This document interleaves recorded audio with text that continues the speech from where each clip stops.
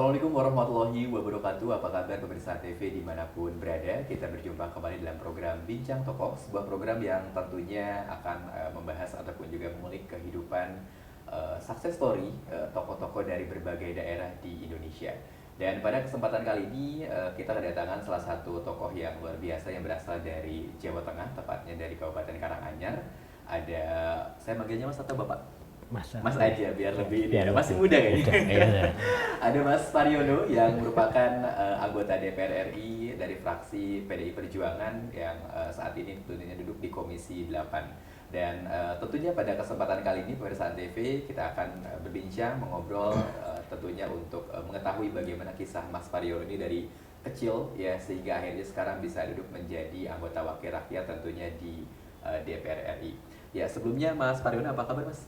Baik, alhamdulillah. Sehat. Baik, mungkin boleh diceritakan sedikit mengenai profesi lah Mas Pariono saat ini kepada pemirsa begitu Mas. Perkenalan diri lah kurang lebih seperti itu.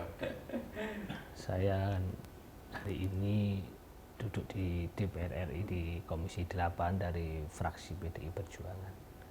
Namun kan semuanya ini butuh proses panjang ya, yang diawali betul-betul dari nol bahkan minus.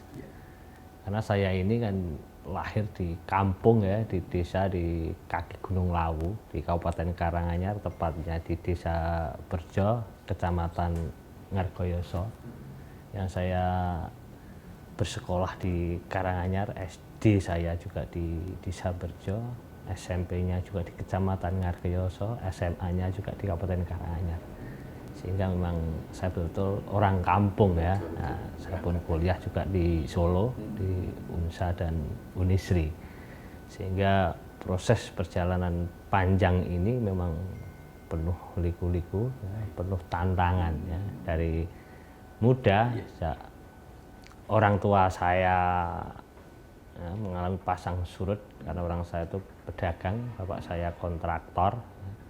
Sehingga dari mungkin kalau saya masih kecil masih menikmati ya orang tuanya kalau di kampung itu ya secara ekonomi ya cukup mapan lah sampai pada saya masuk kelas 3 SMA, kelas 1 SMA. Sehingga proses perjalanan ini kan tidak semuanya mulus, tidak ada yang abadi. Sehingga pada tahun kira-kira tahun 94 ini ada guncangan ekonomi dari keluarga bapak ibu saya mengalami kebangkrutan baik sebagai kontraktor maupun sebagai petani bawang ya waktu itu, sehingga kembali kepada kehidupan ke titik nol. Saya ingat betul waktu itu kita mau sanggup sekolah aja udah susah sampai saya akhirnya saya itu putus kuliah di semester 1 di Universitas Ramat Riyadi, sehingga saya memutuskan waktu itu untuk merantau ke Kalimantan Selatan, bekerja di pabrik triplek ya, dan juga sempat juga di sana bekerja sebagai tenaga honorer di Departemen Kehutanan juga. 1 tahun di Kalimantan, saya pulang, pindah merantau ke Jakarta, pernah jadi sopir kendaraan umum dan sebagainya, sampai pada tahun 96 bapak saya meninggal dunia. Jadi guncangan yang kedua lagi, persoalan ekonomi yang membelit keluarga saya waktu itu memang di luar kemampuan saya, sehingga proses ini terus berjalan. Saya merantau lagi ke Jakarta, nyeper lagi, sampailah pada puncaknya penderitaan saya tahun 98 itu saya menjadi tenaga honorer di Pemda Karanganyar sebagai cleaning service waktu itu. Saya ingat betul masuknya 14 Januari, terus di bulan 11 kira-kira saya keluar. Kenapa saya keluar? Karena saya kan dulu saya kontraktor ya, ada peninggalan CP waktu itu.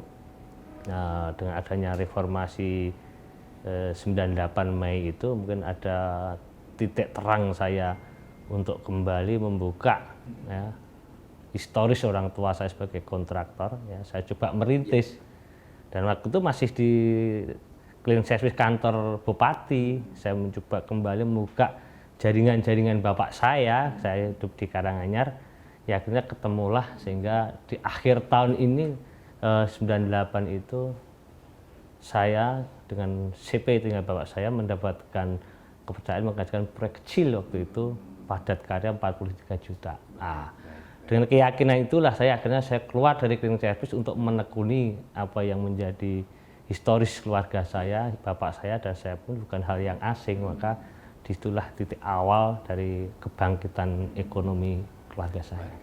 Baik. Nah, Mas Paryono berbicara mengenai soal kehidupan masa kecil. Pada saat waktu masa kecil berarti terlahir dari berapa bersaudara begitu, Mas? Saya 6 bersaudara. Anak ke? Saya anak keempat. Semuanya perempuan, saya laki-laki sendiri. Satu-satunya laki-laki. Satu-satunya laki-laki. Jadi berarti dari kecil memang sudah bisa dikatakan calon tulang punggung keluarga begitu ya? Iya, bisa begitu karena kita semuanya perempuan. Waktu bapak saya meninggal itu belum ada yang mapan sama sekali. Masih sekolah, masih nganggur dan lain sebagainya. Baik. Nah, lalu ketika masa kecil Mas, mungkin dihabiskan pada saat itu di SD dan sampai SMA berarti masih di Karanganyar begitu ya? Iya, saya sampai hari ini pun saya kan domisilinya di Karanganyar. Kalau saya ke Jakarta kan karena urusan-urusan sebagai anggota DPR dan juga sebagai anggota DPR dan anggota fraksi PD Perjuangan tentunya juga harus menyesuaikan urusan-urusan Jakarta. Baik. Nah, lalu ketika masih sekolah Mas, ini apakah sudah mulai pada saat itu mencoba aktif berorganisasi kah atau mungkin pada saat itu belum sama sekali begitu? Saya baru waktu itu mulai SMA ya, SMA itu waktu itu ikut terlibat kegiatan di Ikatan Pelajar Muhammadiyah, tapi hanya sebatas ikut-ikutan belajar. Tapi kalau saya fokus pada organisasi, saya 95 mulai aktif di Pemuda Pancasila. Yang memang saya awali dari saya ketua PAC, ya, berjenjang tahun 2001 itu wakil ketua MPC sampai sekretaris MPC, ketua MPC 3 periode, sampai sekretaris wilayah 2 tahun dan hari ini sebagai wakil sekjen di MPN Pemuda Pancasila. Baik. Jadi ketika mengenal organisasi itu waktu masih SMA ya Mas? Iya. Memang saya senang berorganisasi. Tapi ketika waktu zaman sekolah ini kan biasanya kalau misalkan dari kampung nih Mas berbicara soal masa kecil, apakah mungkin ada kenangan-kenangan yang nggak terlupakan misalkan kayak main di sungai atau misalkan itu kan biasanya kalau di kampung seperti itu ya, atau misalkan mungkin main ke kebun tetangga ya. Saya ingat betul waktu saya SD, dari rumah saya ke SD itu kan 3 kilo. Saya itu naik sepeda BMX dan di kampung saya nggak ada yang punya sepeda.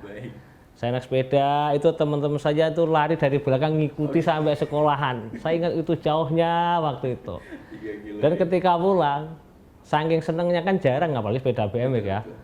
Yang nuntun pulang kan nanjak itu, berangkatnya turun, pulang. Nuntun tuh gantian, saya seneng cuma mau nuntun aja sampai berebut. Saya ingat betul itu. Baik. Jadi kisah-kisah masa kecil yang nggak terlupakan ya? Iya, belum lagi. Setiap pulang sekolah tuh mampir sawah-sawah cari ngekroki ikan-ikan wader kecil-kecil itu. Ya, pulang sampai sore sampai dimarahi. Kelas 2 SD lah, kelas 3 SD gitu. Baik. Waduh, luar biasa sekali pemirsa ya. Baik, dan tentunya untuk pemirsa Antv nanti setelah ini kita akan berbincang mengenai soal masih tentunya gitu ya, berbicara kehidupan Mas Paryono nih ketika misalkan tadi bercerita hingga masa SMA lah terutama, nanti setelah ini kita akan mengulik kehidupannya ketika waktu zaman kuliah maupun juga mungkin zaman ketika mengawali pekerjaan. Dan tentunya jangan kemana-mana, kita akan kembali setelah pariwara berikut ini. Ya baik pemirsa Antv, kita kembali dalam program Bincang Tokoh, tentunya masih bersama dengan Mas Paryono. Dan tadi beliau sudah bercerita mengenai soal sedikit tentang kisah kehidupannya ketika masih zaman sekolah ya, dari SD sampai dengan SMA. Nah, tadi juga saya tertarik dengan cerita Mas Paryono yang akhirnya gitu kan memutuskan untuk bergabung di organisasi yang lebih besar, yaitu di Pemuda Pancasila ya Mas ya. Itu pada tahun berapa dan apa motivasinya ketika itu bergabung dengan organisasi Pemuda Pancasila ini Mas? Saya 95 itu mulai bergabung, ya jujur motivasinya itu waktu itu awalnya hanya ikut-ikutan. Nah setelah kita ada di dalamnya kita kan baru paham apakah tujuan Pemuda Pancasila. Ya ternyata Pemuda Pancasila punya tujuan yang mulia ya, untuk menjaga keutuhan NKRI dan ideologi Pancasila.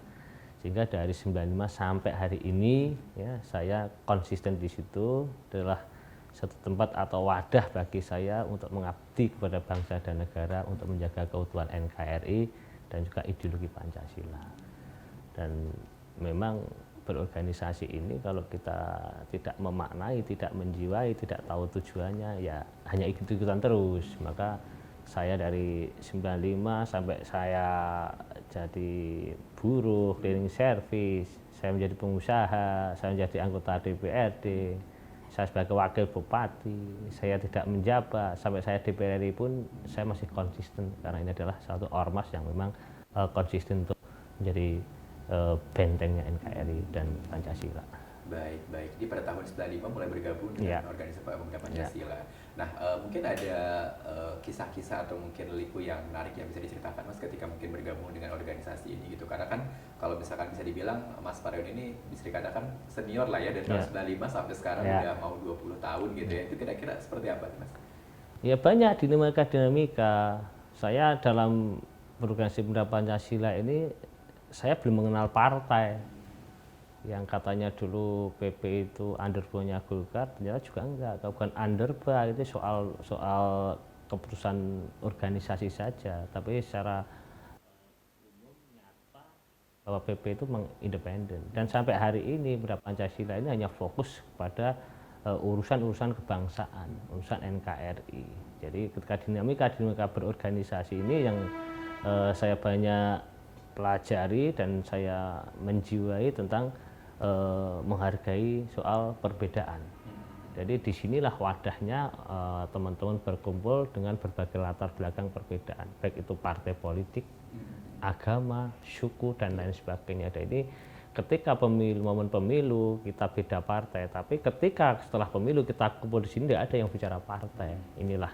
Jadi bukti nyata bahwa pemuda Pancasila ini juga mengimplementasikan dalam kehidupan berorganisasi dan bermasyarakat. Gitu. Baik, baik. Berarti 3 kali juga terpilih menjadi ketua Mas ya? Iya. Baik, nah itu bagaimana liku ceritanya gitu Pak? Maksudnya kan Mas berasal dari katakanlah misalkan anak kampung gitu bahasanya ya. Tiba-tiba menduduki posisi yang bisa dikatakan sangat strategis gitu kan di organisasi tersebut Mas? Ya memang saya ingat waktu pemilihan ketua MPJ itu ya sangat demokratis. Persaingannya, pertempurannya ya memang sangat seru ya. Ada memang dinamika di organisasi pemuda Pancasila seperti itu, sangat menghargai perbedaan dan sangat demokrasi sekali. Sehingga dalam pemilihan-pemilihan termasuk saya jadi sekretaris wilayah kemarin, ketika Muswil pilihan ketua MPW juga sangat seru sekali. Inilah dalam proses pembelajaran pendewasaan kita berdemokrasi juga di situ lah. Baik, baik. Nah, Mas Parion bercerita mengenai soal masa kuliah kan tadi katanya sempat drop out ya gitu kan pada itu alasannya kenapa Mas? Karena memang masalah biaya atau ada hal lain seperti itu? Betul. Jadi terjadi perubahan kondisi ekonomi keluarga saya yang sangat luar biasa ya di tahun mulai 94 lah. Akhirnya saya melihat kondisi ekonomi bapak ibu saya ya, yang waktu itu memang secara ekonomi di kampung sangat menonjol, tapi tahun 94 terjadi guncangan ekonomi itu saya menyadari keadaan bapak ibu saya, akhirnya saya memutuskan untuk keluar dari kuliah di Fakultas Ekonomi Unisri. Akhirnya saya merantau ke Kalimantan. Terus akhirnya saya di sana setahun kembali, nggak ada kepastian masa depan untuk saya kembali ke Solo, terus ke Jakarta, ke Solo lagi, pernah ke Jakarta lagi ya. Kita ke Solo lagi, akhirnya saya memutuskan mengingat historis keluarga saya, bapak saya memberanikan diri menjadi cleaning service tenaga kontak di kantor Bupati Karanganyar tahun 98 tenaga honor masih selama kurang lebih 1 tahun. Nah, pada saat itu ketika kan saya juga sempat baca biografinya Mas Parion bahwa Mas ini sempat lagi meneruskan kuliah S1 dan S2-nya pada tahun 2004 ya Mas, 2004 kurang lebih. Nah itu bagaimana liku cerita? Apakah berarti sudah menjadi direktur CV ya waktu itu ya? Waktu itu ketika saya jadi cleaning service itu kan uang saya tabung untuk menghidupkan surat-surat perusahaan CP Puri Handayani peninggalan bapak saya. Ya akhirnya akhir 98 dapat proyek ya, proses penunjukan. Yang disitulah mengawali saya berkarir sebagai kontraktor ikut jejak bapak saya. Dan segala persoalan yang ditinggalkan baik secara ekonomi, sosial dan lain sebagainya, sehingga saya menekuni kontraktor di tahun 2000 ini mulai ada titik terang lah perkembangan kontraktor di Karanganyar waktu itu ya cukup dikenal sebagai kontraktor. Sehingga dengan kemampuan ekonomi yang sudah mulai pulih ini, saya akhirnya melanjutkan kuliah S1-nya. Sampai proses saya tumbuh sebagai kontraktor yang mungkin di Karanganyar semuanya kenal. Saya sebagai kontraktor waktu itu tahun 2001 pun saya diajak bergabung ke PDI Perjuangan, dan waktu itu saya belum 2000 ya, saya belum kenal betul PDI Perjuangan, yang akhirnya saya banyak belajar di situ. Akhirnya saya diajak bergabung menjadi pengurus di tingkat kecamatan, dan tahun 2004 saya dicalonkan sebagai anggota DPRD. Ya, waktu itu saya terpilih sebagai anggota DPRD, dan tahun 2005 saya ditunjuk sebagai sekretaris DPC, dan berlanjut akhirnya tahun 2008 saya mendapatkan tugas sebagai calon wakil bupati dan terpilih waktu itu. Baik. Dilanjutkan Nah, ya. situ, Mas. Nah, jadi biar penasaran pemirsa Antv, tentunya nanti setelah ini kita akan mengulas nih bagaimana cerita perjalanan Mas Paryono. Ini tentunya hingga akhirnya tadi kan sempat diceritakan sedikit ya, bergabung di PDIP pada tahun 2000-an hingga akhirnya terpilih menjadi anggota DPRD dan menjadi wakil bupati. Nah, nanti kita akan coba ulik bagaimana proses beliau tentunya untuk masuk ke dalam ranah eksekutif ya, setelah lama sebelumnya mungkin di di wira swasta masih kurang lebih seperti itu. Dan untuk pemirsa TV jangan kemana-mana, nanti kita akan kembali tentunya setelah pada berikut ini, tetap di Bincang Tokoh. Baik pemirsa TV, dan saat ini kita masuk ke segmen ketiga, masih bersama dengan Mas Paryono yang merupakan anggota DPR RI yang tadi sudah bercerita bahwa perjalanan beliau ini menjadi anggota wakil rakyat di Senayan, terutama di pusat ini adalah perjalanan yang bisa dikatakan mulai dari bawah. Jadi pada tahun 2001-an ya Pak, bergabung dengan PDIP Perjuangan hingga akhirnya mencalonkan diri menjadi anggota DPRD pada tahun 2004 dan terpilih, lalu juga mencalonkan menjadi wakil bupati tahun 2008, akhirnya terpilih juga. Nah, yang menarik Pak Paryono, mungkin bisa bercerita mengenai soal apa motivasi Mas nih ketika saat itu tahun 2004 mencalonkan diri menjadi anggota wakil rakyat ya di Karanganyar ini begitu. Jadi memang waktu itu ya agak unik dan aneh, karena sistem pemilu waktu tahun 2004 itu kan masih nomor urut, dan posisi saya waktu itu wakil bendahara. Dan memang di awal saya sebenarnya tidak ingin menjadi calon anggota DPRD, saya di partai cuma seneng aja, ingin support ya bagi teman-teman partai. Tapi waktu itu tahun 2004 itu, waktu itu ketua DPC, teman-teman DPC yang memaksa saya untuk maju. Nah, setelah maju kan nomor urut kan tidak mungkin dengan posisi saya di wakil bendahara, tapi ternyata saya dikasih nomor urut 1 waktu itu, ya otomatis kan terpilih. Ya akhirnya saya terpilih sebagai anggota DPRD. Nah. Baik. Jadi memang penunjukan dari partai begitu Mas? Iya, saya memang diminta. Karena saya kan waktu itu profesinya seorang kontraktor, kan. Kalau kontraktor di daerah waktu itu kan ya memang namanya pasti dikenal, secara ekonomi juga akan terlihat, dan kiprah saya di partai ya memang sudah terlihat, meskipun saya tidak ada tanda-tanda pengen jabatan publik, tapi totalitas dan realitas saya kan terlihat. Nah, begitu. Nah, lalu bagaimana respon keluarga pada saat Mas akhirnya ditunjuk atau bahkan ya dicalonkanlah menjadi anggota DPRD pada saat itu? Mungkin ada kekhawatiran di keluarga Mas nanti jadi makin sibuk atau gimana begitu?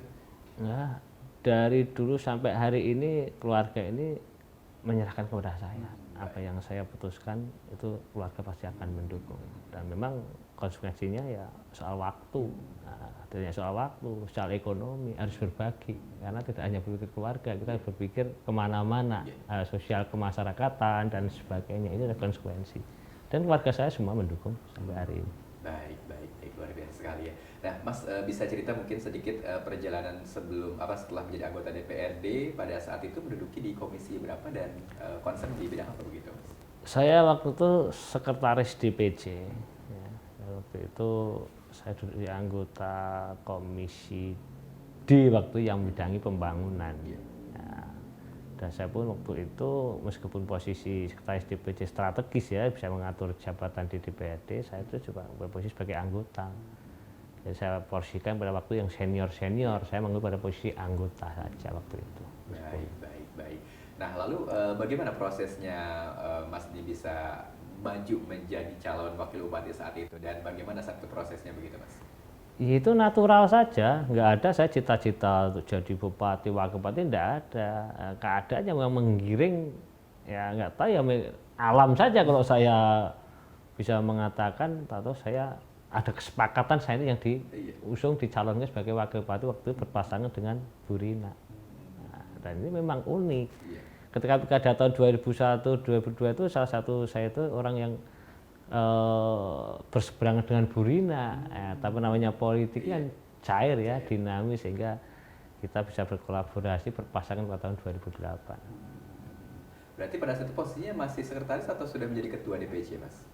Saya masih sekretaris DPC karena saya menjadi ketua DPC itu tahun 2009 kalau nggak 10, baru terpilih sebagai ketua DPC secara aklamasi waktu itu.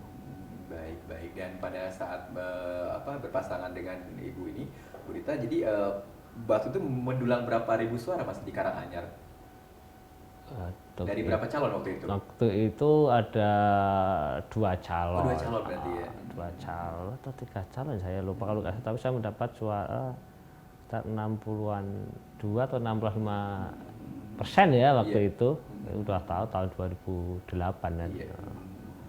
Baik. Nah, yang menarik adalah pada saat Mas menjadi anggota dewan juga ini kan sempat meneruskan pendidikan ya, S2 gitu kan, mengambil ilmu hukum. Itu bisa diceritakan bagaimana, Mas?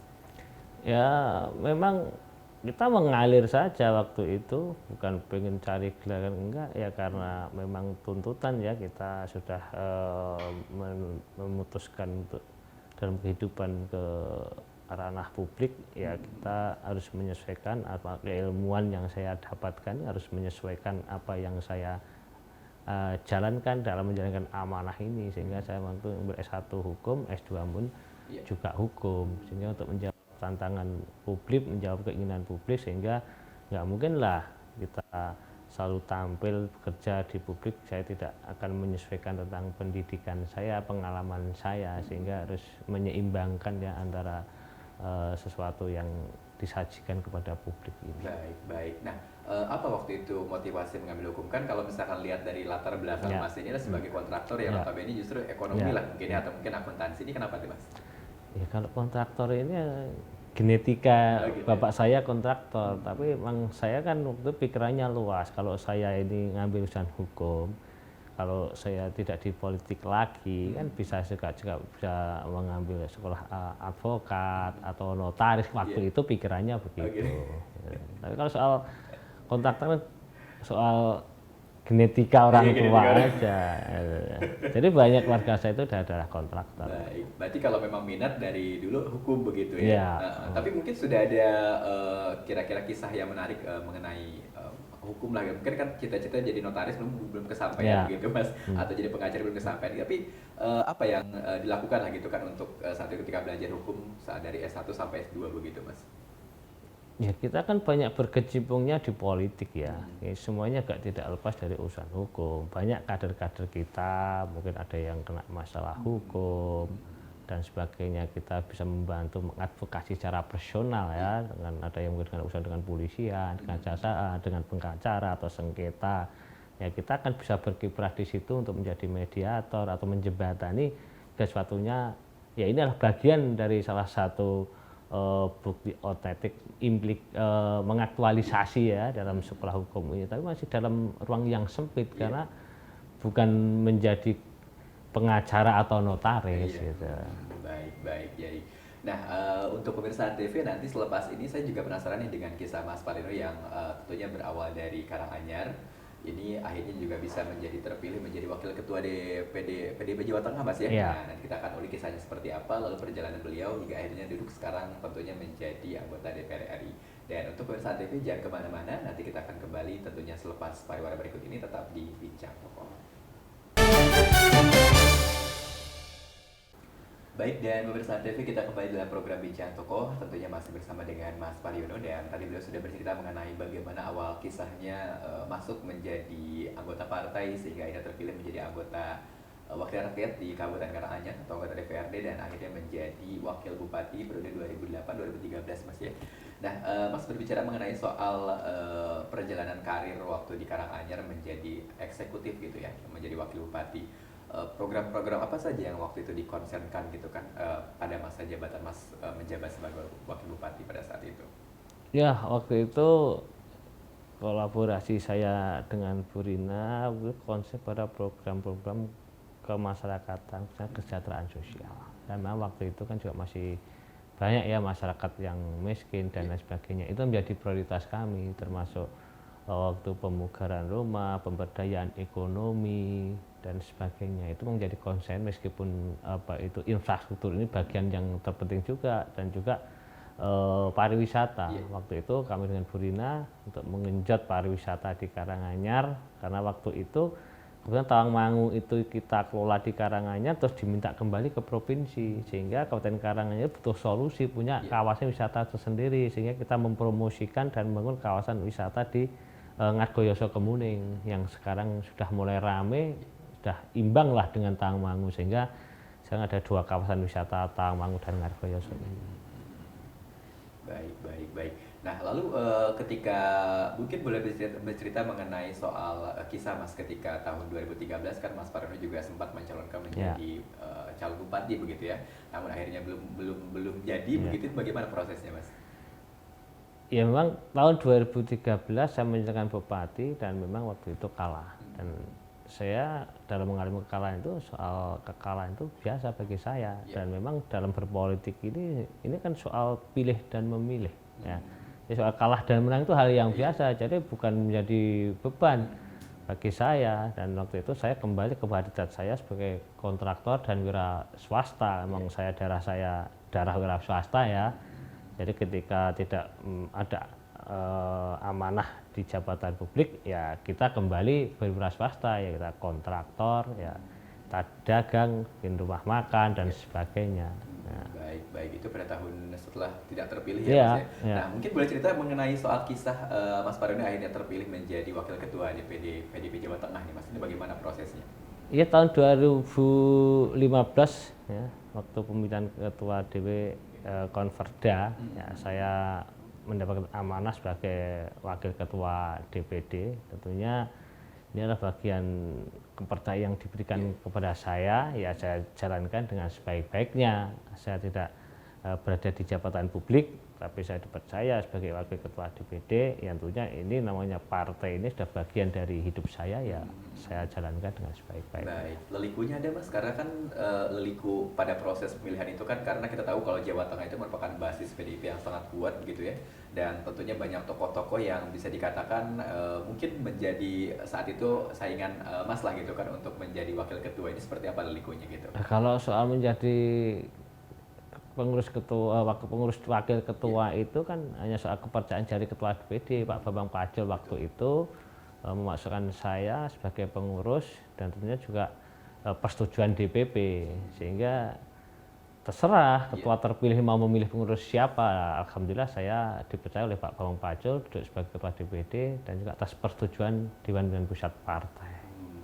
Baik. Ada motivasi tersendiri kan, Mas, atau mungkin tugas khusus lah ketika akhirnya terpilih menjadi wakil ketua untuk katakanlah meningkatkan elektabilitas PDIP di Jawa Tengah begitu?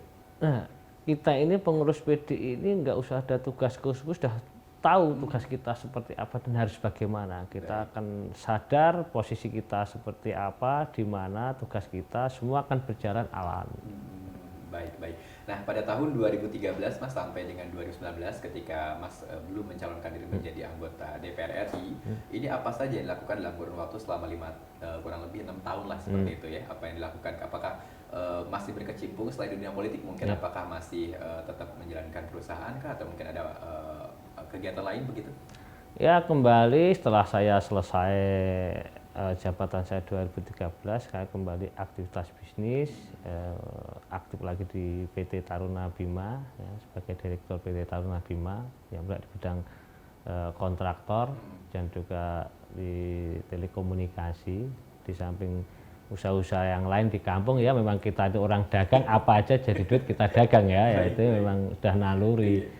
Jadi kita bisa membedakan kapan kita mencari uang bekerja, ya, kapan kita mengabdikan diri sebagai kader partai maupun di jabatan publik ini. Jadi ini ruang yang berbeda. Baik. Lalu pada tahun 2019 bagaimana proses Mas akhirnya mencalonkan diri menjadi anggota DPR RI ini, seperti apa begitu, Mas? Ya, sebagai kader ya, kita memang punya hak untuk mencalonkan dan dicalonkan, dan tahun 2018 itu saya mendapat amanah dari Ibu Ketua Umum Bu Mega dicalonkan sebagai calon anggota DPR RI. Ya tentunya ini adalah tanggung jawab yang harus saya junjung tinggi, harus saya pertanggungjawabkan. Masa saya sudah dicalonkan, diberi amanah oleh Ketua Umum, saya tidak terpilih. Nah, artinya kita ini kan tidak memberi sesuatu yang baik lah kalau kita sampai tidak terjadi. Namun demikian kan pertempuran di Dapil 4 saya itu kan pertempuran yang sangat luar biasa, tidak hanya sekedar pertempuran menjadi anggota DPR, tapi kita juga harus bisa membawa diri dan menjaga fatsun-fatsun politik, khususnya dari PDI Perjuangan. Karena saya satu dapil dengan ketua DPD saya, Mas Pacul, bendara DPD saya, Mbak Agustin, Mas Dolvi, staf khususnya Mbak Puan waktu itu, dan ada mantan Bupati Wonogiri. Kita pun harus menjaga fatsun-fatsun politik agar kita tidak bersinggungan secara personal, dan saya pun fokus kepada pemilih-pemilih non struktural partai. Saya tidak berani karena soal etika ya, struktur partai adalah urusan struktur partai, saya menyisir pemilih-pemilih yang non struktural partai, sehingga saya terpilih dengan mendapatkan suara lebih dari 100.000. PDI Perjuangan dari 7 kursi ini mendapatkan 4 kursi di dapil saya dari 7 kursi. Baik. Ini yang menarik juga, Mas. Saya sempat baca bahwa ketika Mas terpilih dengan 100.000 suara itu kan istilahnya banyak lah gitu kan, mengangkangi petahana-petahana yang justru sebelumnya gitu kan sukses dapil itu. Mungkin kiatnya apa, Mas? Selain tentunya mendekati pemilih yang non struktural partai seperti itu, ada mungkin hal lain yang dilakukan pada saat itu? Menurut saya juga nggak ada kiat-kiat khusus. Ini hanya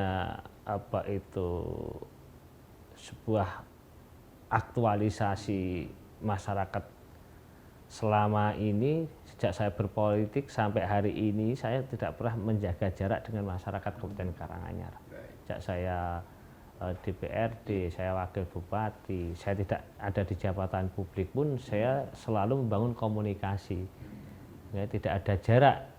Saya ada jabatan atau tidak ada jabatan, sehingga ketika pemilu legislatif 2018 pun ya natural saja, nggak ada yang aneh-aneh lah menurut saya, karena saya memang dekat dengan masyarakat, dengan tokoh dari kepala desa dan semuanya, ormas agama, saya memang menjaga hubungan itu.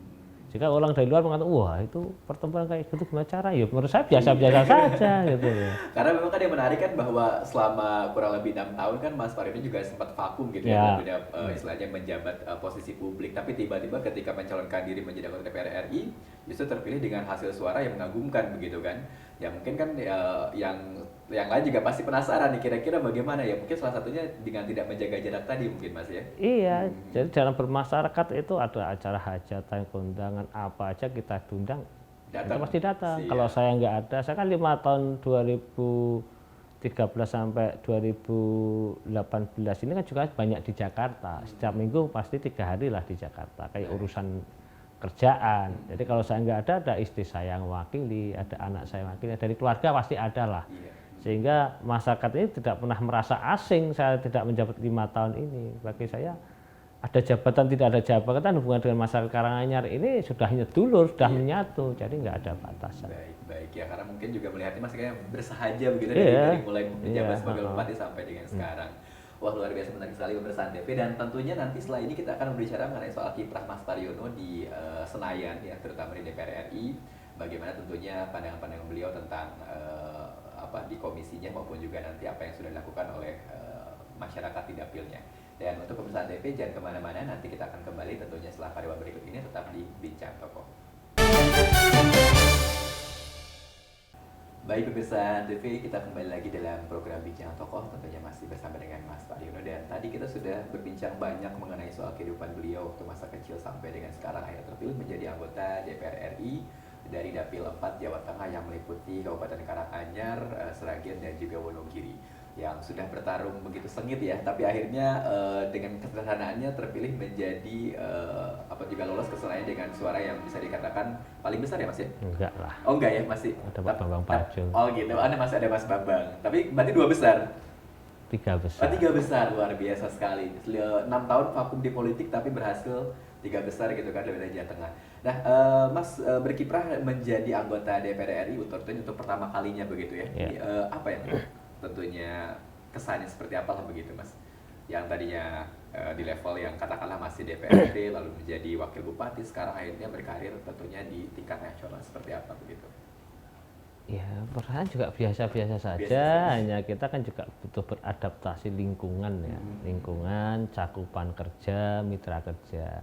Ini hanya persoalan urusan APBN, kalau di daerah soal APBD, kalau di Jakarta urusan APBN. Itu aja, soal adaptasi mitra kerja dan lingkungan saja. Lingkungan aja. Kalau soal teman-teman yang lain, fraksi kan dulu sudah banyak yang kenal, jadi bukan hal yang sulit lah saya karena adaptasi lingkungan dan cakupan kerja, luasan kerja saja. Baik, dan Mas Prodin menduduki Komisi 8 ya Mas ya, yang tentunya concern di bidang agama dan sosial begitu ya? Iya, betul. Tapi dulu saya itu 1 tahun di Komisi 2, bidang pemerintahan dan politik. Nah, sekarang udah di Komisi 8 yang memegangi kesejahteraan sosial, agama, dan kebencanaan. Ada lagi di Kementerian Perempuan dan Perlindungan Anak. Itu bagaimana cerita akhirnya dari Komisi 2 sampai sekarang menjadi Komisi 8 gitu Mas? Ya kalau kita kan hanya menjalankan perintah dari fraksi aja, fraksi menegaskan kita di mana, sewaktu-waktu kita digeser, dipindah, ya kita harus siap, kita akan beradaptasi dan juga hal yang biasa itu dilakukan di fraksi, fraksi. Ada tantangan tersendiri mungkin ketika sekarang diduduki Komisi 8 begitu Mas, terutama untuk masalah sekarang kan Komisi 8 juga bisa dikatakan salah satu concernnya adalah penanggulangan bencana COVID begitu Mas ya. Ini ya tentunya sangat beda ketika di Komisi 2 itu urusannya kan pemerintahan dan politik dan kepemiluan. Kalau ini kan urusan sosial, ya kesejahteraan sosial. Di Kementerian Sosial ya anggarannya 108 triliun kemarin yang mengurus tentang urusan bantuan sosial, kesejahteraan sosial, baik BPKH, BPNT, dan semuanya. Ini memang butuh konsentrasi tinggi dan keseriusan, karena uang segede itu harus tepat sasaran, ya, harus datanya valid dan lain sebagainya. Belum tentang keagamaan. Kementerian Agama itu ada pendidikan, di situ banyak universitas, di situ banyak pesantren, banyak ulama. Kita harus berinteraksi, berhubungan dengan tokoh-tokoh agama. Nah, ini bagi saya bukan hal yang baru sih di daerah hampir saya di Karanganyar kan itu memang kita pernah jadi kepala daerah sudah terbiasa. Cakupan luasnya ya, mungkin dulu ulama-ulama lokal, sekarang ulama-ulama nasional. Gitu. Baik. Nah, apa yang sudah dilakukan concernnya Mas di Komisi 8 nih tentunya selain tadi mengenai soal masalah bantuan sosial gitu ya. Sebelum-sebelumnya mungkin terlibat dalam perumusan undang-undang apa begitu? Ya kita kan baru. Jadi semua waktu masuk ke Komisi 8 kan undang-undang sudah dalam proses pembahasan semuanya. Iya. Jadi saya belum terlibat dalam bahasan undang-undang, tapi kemarin kan sudah pengesahan, kita ke teknisnya sudah nggak ikut di undang-undang pesantren itu. Nah, tapi saya nggak ikut karena saya baru ya, di Komisi 8. Siap. Nah, Mas berbicara mengenai soal Karanganyar gitu ya, yang menjadi dapil Mas seperti ini. Bagaimana melihat Karanganyar terutama dari masalah agama dan sosial seperti itu? Jawa Karanganyar ini dari sisi agama sangat dinamis sekali ya. Memang selalu dari itu menjadi sorotan secara nasional ya. Dianggap Karanganyar itu banyak kelompok-kelompok yang ingin merongrong Pancasila. Sebenarnya tidak demikian, kalau kita ada pendekatan dan sebagainya juga mereka sebenarnya enggak juga, tapi menjadi sorotan nasional karena banyak kejadian-kejadian yang memang berskala nasional. Yang terakhir adalah penyerangan Wakapolres ya, dari orang yang identitasnya tanda kutip itu tadi ya, dianggap itu. Tapi ya kalau kita menyelami ke dalam ya semua nggak ada masalah. Kalau untuk dari masalah sosial begitu Mas? Kalau secara ekonomi masyarakat Karanganyar ini cukup bagus ya. Jadi namun demikian kan juga masih, apalagi sejak pandemi hampir 2 tahun ini banyak perubahan-perubahan, pergeseran status dari orang biasa jadi miskin jadi miskin sekali ya. Ini terlihat juga dari indikasi apa itu lulusan SMA yang masuk ke perguruan tinggi ini tahun 2021 ini cuma 18%, kalau kita merujuk tahun sebelumnya ini mengalami penurunan. Nah, yang tahun 2018 kalau nggak salah 24%. Nah, ini kan faktor-faktor ekonomi kan berarti ini khusus pandemi ya, ini baru kita dalami ya bagaimana hal ini akan bisa kembali pulih tentang pendidikan ini. Baik, baik. Lalu ketika Mas ke dapil nih Mas, kan biasanya tiap seminggu sekali atau Ya. bagaimana?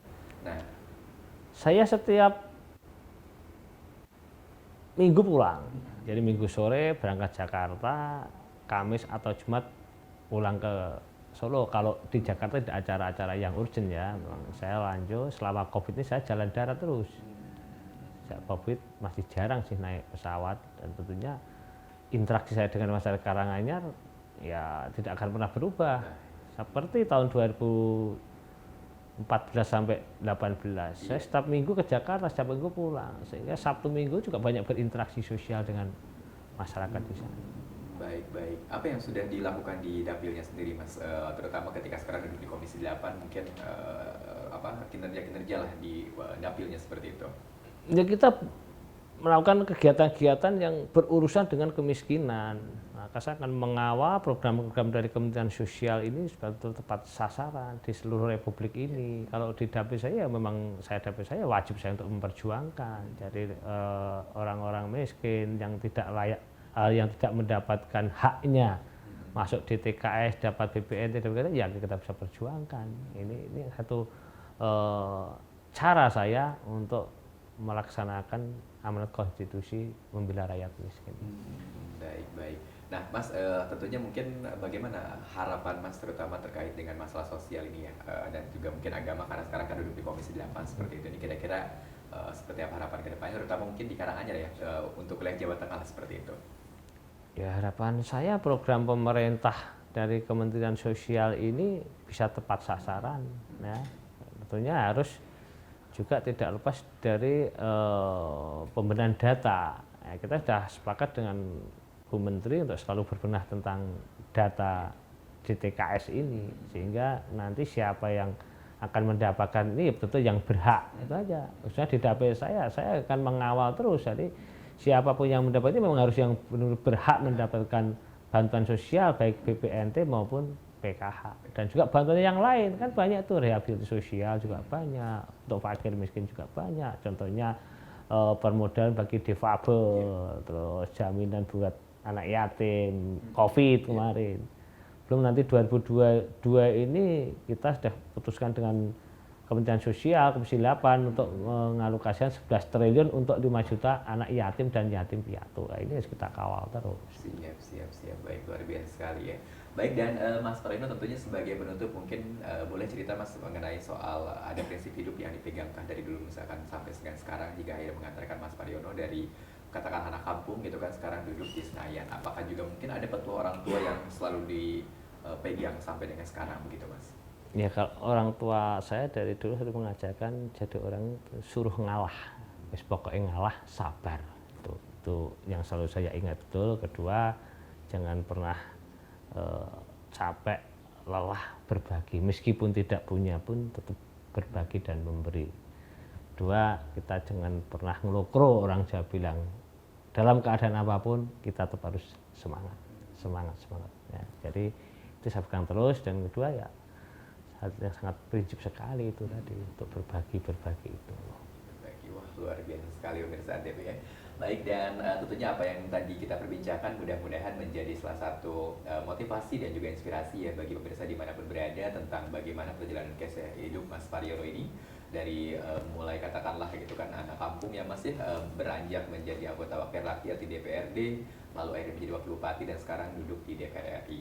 Dan tentunya untuk pemirsa Antv dimanapun berada, terima kasih banyak sudah menyaksikan program Bincang Tokoh ini. Untuk Mas Pariono juga terima kasih banyak Mas, kita sudah diterima di rumah dinasnya ini di kawasan Kalibata seperti itu. Dan tentunya nanti kita berjumpa kembali dalam program Bincang Tokoh selanjutnya. Saya MC Arina undur diri. Wassalamualaikum warahmatullahi wabarakatuh. Waalaikumsalam.